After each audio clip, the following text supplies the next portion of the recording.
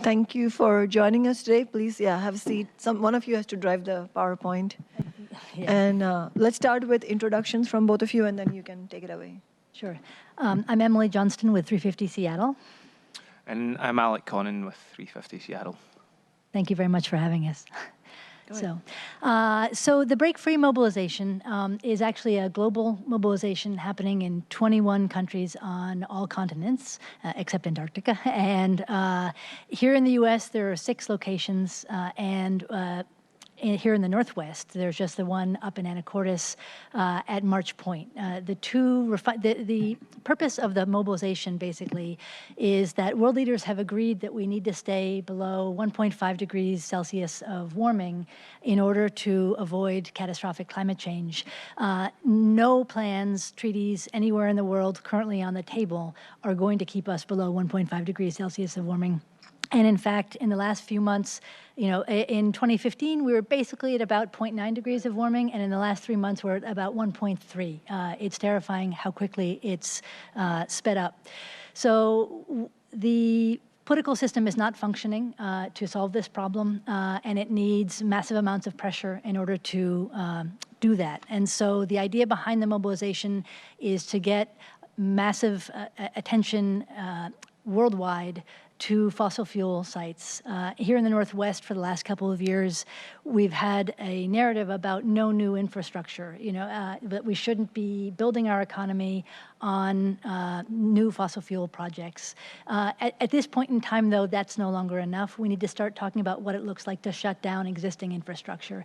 And if we here in Washington State can... Although, sorry to interrupt your flow, but although we still have to continue fighting also on the other, it's rational for us to say not one more drop of oil or, no more new fossil fuels, but left to themselves, big oil will continue to do that. And I just wanted to highlight, I'm sure something that I'm sure you may have also been involved in, is the methanol refinery, the world's largest methanol refinery that would have been set up in Tacoma had activists not protested. And actually, it was so critical that there was activism around it and, ordinary people organizing around it because everybody had put their trust in Jay Inslee, who was known as the greenest governor. And actually, we found out that behind the scenes, his office was facilitating the setting up of this terminal. So it's not even that they will stop at what's already there. They'll dig up every drop of oil if you let them. Yeah, absolutely. The inertia of the fossil fuel industry is incredible, and they just have so much momentum and so much power. But here in the Northwest, we've been doing a great job of holding them off, and it has been totally people power, everything from blockades and protests to massive turnout at hearings and people calling and writing and all that kind of thing. There was a quote last fall, I'm sure you saw it too, about how an energy industry insider said that the Northwest is where fossil fuel projects go to die. And so we've been doing a great job so far, but we need to step it up, and we need to create a lot of pressure around a long, hard look at what it would look like for the region to go off of fossil fuels. And the communities where the refineries exist are economically dependent right now on those refineries, and the workers are certainly economically dependent on them. And we want the transition to be something that's just. And if you look at what's happened, for example, with coal in this country, Appalachia has basically imploded economically, and it's not, that's not the way that anybody would have chosen to do it if they had done it in a rational and planned and fair way. And so what we're saying is basically we want people to come join us. We've got more than 400 people signed up for civil disobedience and more than 1,800 people signed up to come and support. And we want to really force the conversation around what would a just transition look like, what would the economic heart of this region look like without the refineries, and how can we start doing that right now? Because we have to, the physics of the planet are such that we have to start doing that right now, and the longer we delay, the harder it gets to do it in any kind of, any way that looks fair. Right. So, and yeah, go ahead. Yeah, I think that was a really great overview from Emily of what Break Free is. I'm just going to elaborate on it very slightly and then talk about some ways that people can get involved over the coming weeks. So just to elaborate slightly on Break Free and the position that many of us are coming to this from. There's a great and famous quote from Frederick Douglass that power concedes nothing without a demand. It never did, and it never will. I think it's from this philosophy that a lot of people are coming to break free, and that some of the most powerful interests in our society are those of the fossil fuel industry. And we've seen through decades of their funding of climate denial and climate disinformation that they're not going to give up that power without a demand.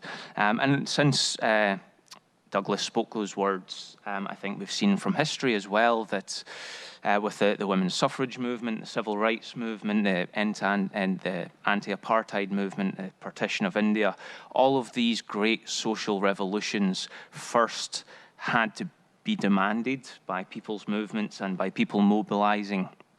And I believe it's from this perspective that many people are coming to break free. And I think that's why we've got nearly 2,000 people signed up already, because they're beginning to realize that business will just continue as usual unless people begin to place some serious demands on some of the most powerful institutions in society. So over the course of the Break Free weekend, there's going to be a whole lot of things going on, from workshops on a just transition to presentations on the principles of climate justice, to music, to an Indigenous-led day, which is going to involve a large march and some Indigenous-led ceremonies, all of which are going to be family-friendly, and anyone can come along, and that's going to be a completely safe environment for people to be there in some large marches. But as Emily mentioned, a large part of what we are trying to achieve is a civil disobedience component of this. And we have 400 people who have signed up to commit civil disobedience. And it's not lightly that people make this decision. It's not lightly that people have come to the decision to put themselves at risk and to risk arrest for their beliefs. There's a famous Martin Luther King quote that one's moral responsibility is to disobey unjust laws. And I think the people who are coming to break free and have expressed a willingness to commit civil disobedience are realizing that the laws that enable the fossil fuel industry to pollute our atmosphere, to change our climate, and to so utterly corrupt our politics, those are unjust laws. And the people who are going up to Anacortes to disobey those unjust laws, I think are very brave people who deserve a lot of support. So even if people aren't willing to put themselves in that position to risk arrest, I think they deserve a lot of support for being courageous enough to put themselves in that position. And the people who are signing up for this are not radicals. They're teachers and accountants and writers and politicians. They are law-abiding, respected members of the community who are so terrified about the scientific reality of climate change that they feel the need to self-defend against the fossil fuel industry. How can we get involved?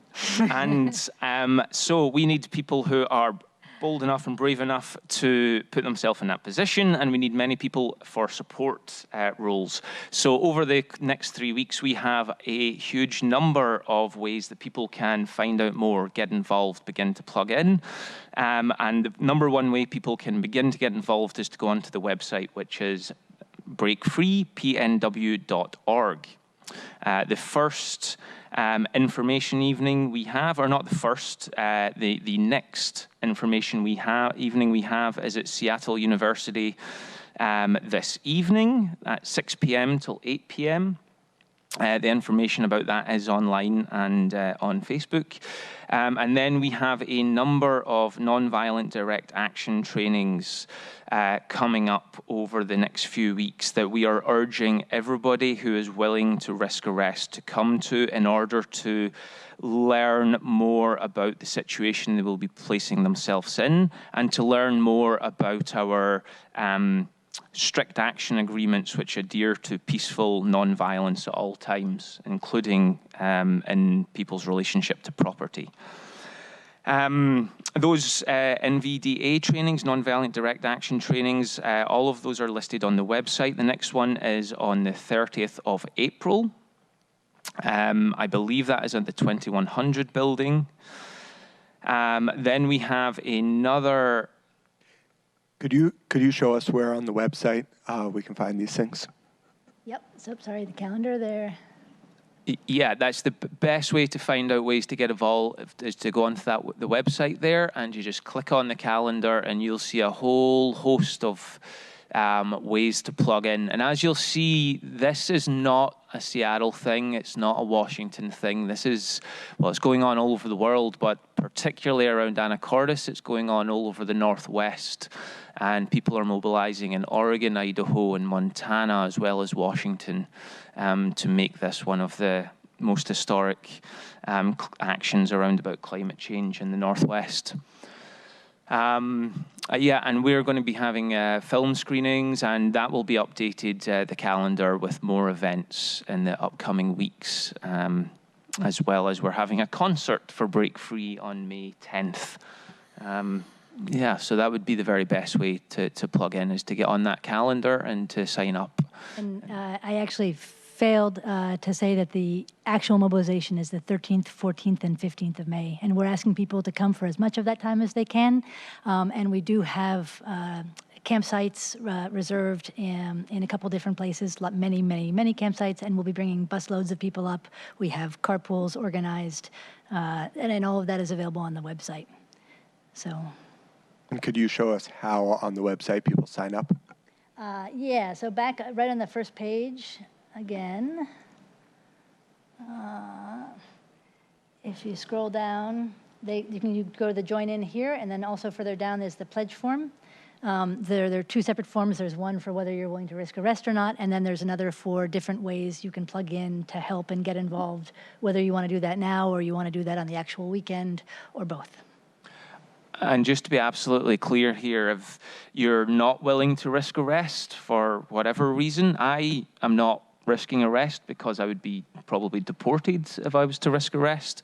There are a huge number of absolutely vital other roles that need filled, from legal support to peacekeeper, to helping out with the dishes in the kitchen, and those roles can be filled for a couple of hours over the weekend, or there are larger roles with more responsibility over the course of the weekend. But we have almost 200 volunteer roles that we're intending on filling, as well as the just turning up and showing your support. Absolutely crucial, actually. The most crucial. Showing up, yeah. Showing up is so critical. There's an old saying that 90% of the battle is just showing up, and I think that is never more true than in this moment. It's true, because it's not a neutral thing. By showing up, you're taking a stand against big oil. That's very important. And and if we had 4,000 people there instead of 2,000, that would make a big exactly. Yeah. For every additional person that shows up, this is a more powerful statement, and it's a more powerful demand placed upon both the government and the fossil fuel industry that things need to change. Yeah, exactly. And just in terms of logistics, if somebody signs up on this, will they get connected to whoever is discussing how you can get to Anacortes? Can you get on a bus ride and that sort of thing? Absolutely, but they also, on the main page, you don't even have to go as far as that. You can see the book in advance for the campsites right there. Okay. And then under participate, there's also the travel, which leads to both the buses and the carpools and everything. There's also a bunch of people doing a bike caravan up there. So yeah, all kinds of ways. Okay, thanks. Yeah, we'll definitely post this on our council website and on our social media, Facebook and Twitter. By the way, is that a Twitter handle also, Break Free Pacific Northwest? BreakFreePNW, yes. So people can go sign up on that. I mean, sort of start following that and get Absolutely. updates. Okay, we'll promote that as well. And can you also share with us a little bit about the outreach 350 has done with the labor movement? Because as you correctly stated, it's so urgent that we discuss Absolutely, yeah. the concrete details of what that just transition would look like, because we want workers from the fossil fuel sector to have good living wage jobs, and also more workers to be hired, but for things that would help society, not harm it. Yeah, absolutely. And the thing is, it's also obviously in the workers' interest if they're at the table and, making part of the plans of what the transition will look like. So, one of the things we're focusing on, for example, is we really want there to be, for existing jobs to be preserved as long as possible, even as fossil fuel use is sort of ratcheted down. And, we do want to be in conversation with labor. We have had some conversations with folks up there. And, we're trying to keep the lines of communication very much open. And this has become sort of part of a national conversation between, as you well know, but with the Blue-Green Alliance and other groups. The conversation between labor and environmental groups, is now a pretty vibrant one. And which isn't to say we're always going to be on the same page by any means, but I think both groups understand each other much better and have many people who are in both groups. So it's definitely something we're focusing on, and we have actually, sort of altered the action in order to address worker concerns about various things. And very much hoping that conversation continues. And we're also working with tribes up there, and even there were really strong local concerns around the heronry, because there's a heronry that if there were press helicopters over a certain part of March Point, it would probably collapse, because this is shortly after their babies are born. So it's really bad timing as far as that goes. So we're trying to make sure that we are in good communication with sort of all the local stakeholders. This is the community that depends on the refineries. This is the community that also suffers because of the refineries, higher rates of cancer, et cetera. And so, they've been a critical part of the conversation from the start. Great. And also, sorry, you were trying to say something also, but just quickly, also can you tell us if any of the workshops are also focused on how people of color need to be, and they are in at the forefront of the fight against big oil, because they are also the most marginalized communities globally, are also the ones to be impacted sometimes the first and the most. Absolutely. And in terms of the workshops, to be honest, those are still in process. And I personally, and Alec, have you been part of the process? You have. Okay, go ahead. We are still pulling together the final program, but absolutely a key component of programming will be conversation around about the intersectionality of race and climate justice. We will have workshops on all 3 days. On race and climate justice, possibly, I know actually definitely at both of our sites. So we have 2 sites where events will be going on, and there will be people of color-led workshops on race and climate justice, or presentations on race and climate justice during the programming. And one of the locations you're targeting is the Tesoro refinery in Anacortes. Yes.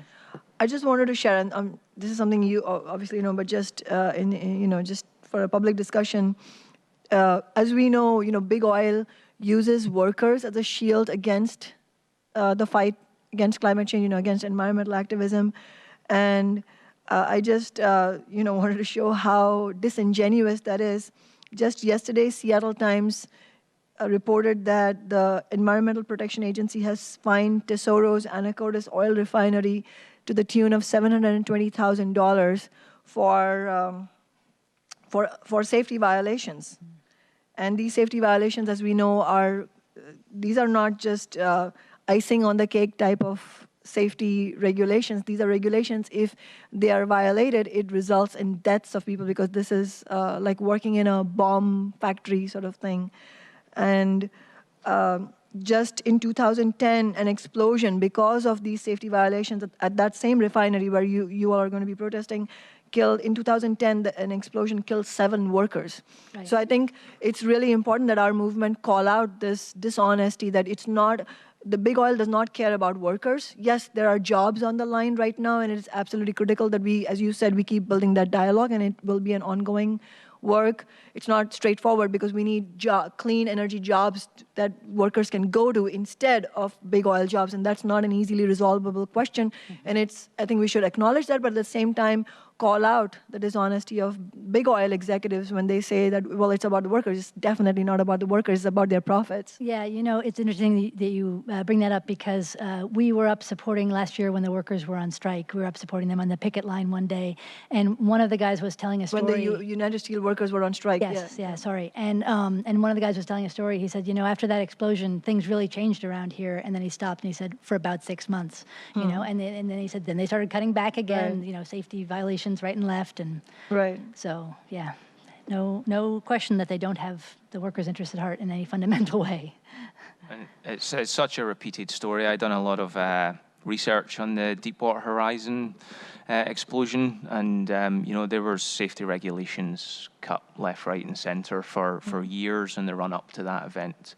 And it's a story that's been repeated 100,000 times in the history of the oil industry. Right. Well, thank you so much for being here. I know as organizers, you have a lot going on in order to prepare for this event, but we appreciate you taking time out to come here, and we will try to promote the protest actions as much as possible. Thank you so much for having us. It's great. Thank you. You.